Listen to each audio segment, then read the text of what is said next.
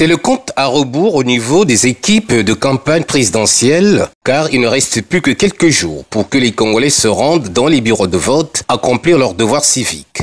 Au regard donc de cet enjeu électoral, le directeur local de campagne présidentielle, PCT Mongompuku, Jean-François Kando, est parti à la rencontre de plus de 200 femmes habitant le premier camp de la raffinerie. En face de cette couche féminine, considérée comme une base électorale sûre, il a dégagé quelques consignes de vote afin de leur permettre d'aller faire le choix de leur candidat sans aucun risque de se tromper. Est-ce que vous avez figure à candidat? Oui, bien.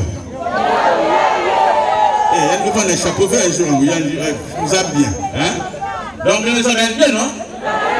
Bien. L'herbe de quoi la kuna, la figure et Andy. Et là, ici, il y a une place où il y a une place où il y a une place où il y a une place voter. Il y a une place big. Il y a une place où il y a même si côté l'école vient un salaire. Ya oui. Mouké conseil na tout la encre. Parce que tout la encre, c'est le m'avait un battage, bulletin va la nul. Il y a une lapina, une baloula, une tout la façon. Et nous, après les mêmes manies, ça, nous côté na katia.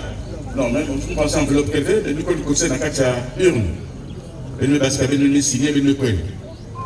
Volontaires à souhait, ces femmes ont juré par tous les fronts à porter leur suffrage au candidat de la majorité présidentielle, Denis Sassou Nguesso.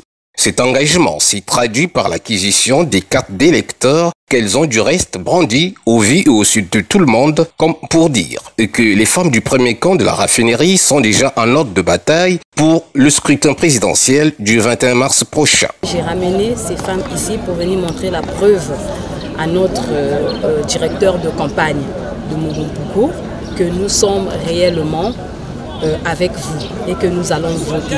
Donc chaque femme ici est munie de sa carte d'électeur et de sa pièce d'identité. Pour ceux qui n'ont pas de pièce d'identité ou ont des actes de naissance, ils pourront voter avec 2 témoins. Et cette mobilisation observée au niveau de cette gente féminine a rassuré les directeurs locaux de campagne PCT Mongompuku de ce que l'action menée par son équipe de campagne gagne la conscience des électeurs du 5e arrondissement de la ville de Pointe-Noire.